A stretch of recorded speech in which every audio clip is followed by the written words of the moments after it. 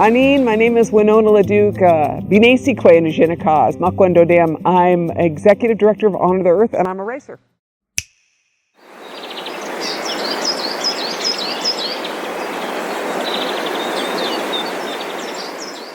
To many, nature and home are one and the same.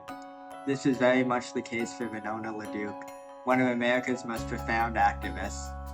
She is a Native American, best known for her work in Indigenous rights, environmental justice, and sustainable development.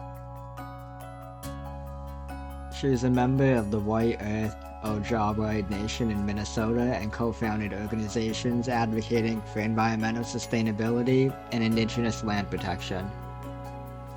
Her relentless passion and tireless work have helped shape global perspectives on Indigenous rights, environmental sustainability, and social justice, earning her numerous awards and leaving a lasting legacy. This short documentary sets out to examine her childhood influences, notable career accomplishments, and her book, which we will all connect to social construction, social reproduction, subjective knowledge, intersectionality, and ecofeminism. Rich cultural influences and a deep sense of activism shaped Winona's childhood. Her father was an Ojibwe actor and activist, and her mother was an artist and professor of Russian Jewish descent. LaDuke often credits her parents for passing her love for art, culture, and the spirit of activism to her.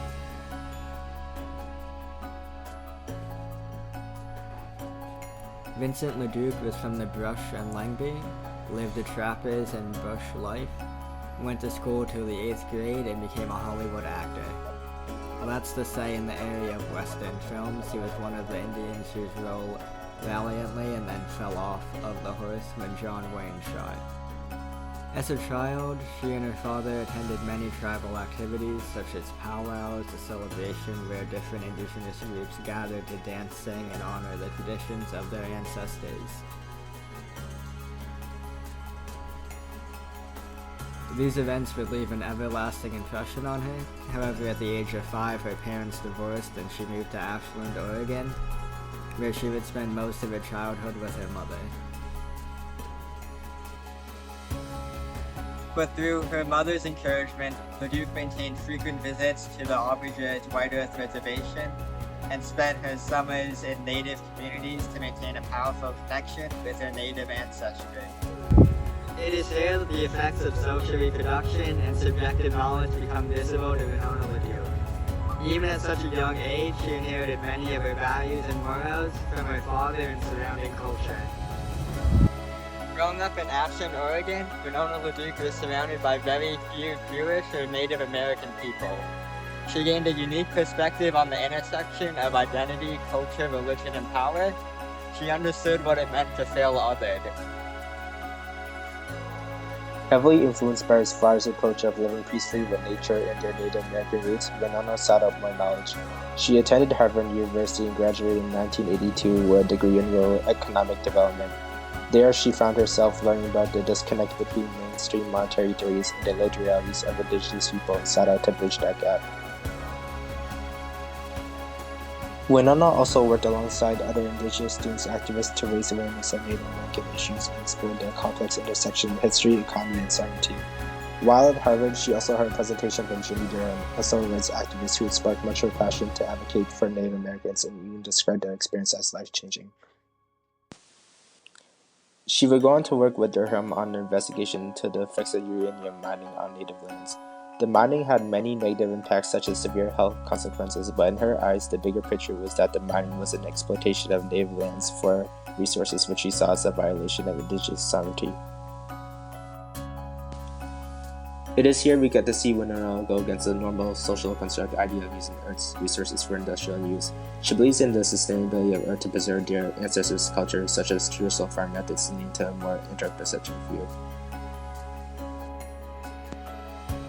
She emphasized that Indigenous people should have the right to control and protect their land from harmful industrial activities, which led her work to advocate for a shift towards renewable energy solutions that would help Native communities preserve their land. After Harvard, Winona moved back to White Earth Reservation and took a position as a high school principal. She later continued her research in economic development at Antioch University, earning her master's. At the age of 18, Winona was already making a political name for herself when she addressed the United Nations in Geneva, Switzerland, on the exploitation of Native American lands. During her time as principal, she quickly got involved with a lawsuit to recover land in the White Earth Reservation House, revised 1867 Federal Treaty. By 1934, over 90% of the land was taken by lumber companies and other non-native groups due to government policies. After a 4-year legal battle, the lawsuit was dismissed, but that only motivated Winona to work harder to protect the native lands. She wasted little time and helped establish the Indigenous Women Network. It was an organization where other Indigenous women could unite and take collective action on critical issues such as environmental justice and the protection of native sovereignty. She was a huge advocate for women's rights and also worked with the Women of All Red Nations that fought against the forced sterilization which violated Native American rights. These organizations sparked a new generation of women activists and contributed to the broader Indigenous rights movement, which still remains influential today. Later in 1988, Winona won the Reebok Human Rights Award and used its funds to found the White Earth Land Prairie Project. Winona wanted to buy back the land the natives lost, all while providing an economic opportunity for the indigenous people, along with promoting sustainable land practices that align with their values and traditions. They planted back trees, reintroduced sustainable agriculture, and encouraged the use of renewable energy. One of their most notable achievements was preserving and cultivating wild rice, which was a culturally significant resource for them. By 2000, the foundation had bought 1,200 acres back of land back.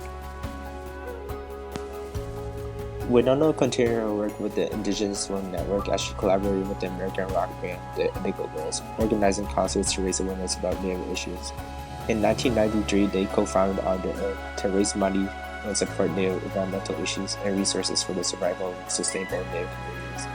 Honor the Earth developed these resources by using music, the arts, the media, and indigenous wisdom. One of their most notable campaigns was their involvement in the Dakota Access Pipeline protest as the construction of a new pipeline drained the water and land of the Native people. Thousands of indigenous people gathered at the Standing Rock Indian Reservation in protesting the pipeline.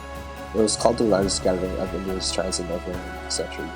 It gathered national and international attention, making it one of the most important justice battles in recent years. Their resistance became a symbol of the broader fight against the fossil fuel expansion and the rights of indigenous nations. Winona strongly advocated for renewable energy solutions, even installing solar panels on their own land. Since its founding, On the Earth has raised more than $2 million for over 200 million communities.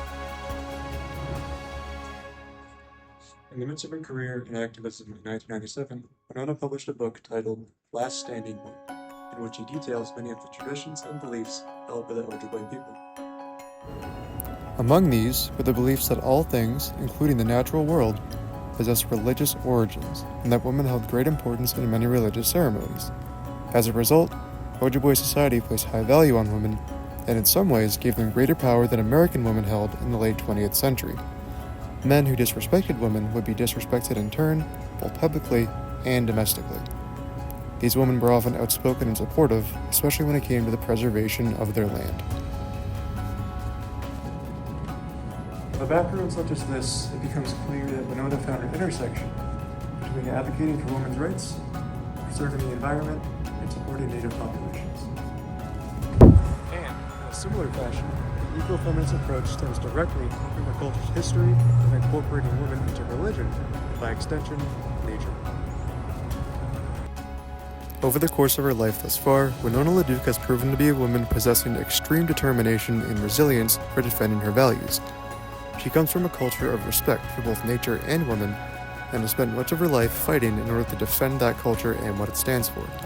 To this day, her ideals of ecofeminism and finding the common causes between environmental preservation, Native American representation, and women's rights remain a beacon of hope for those who fall under the oppression of the patriarchal society in which we live. Even against all the great injustices of the world, Winona LaDuke stands strong.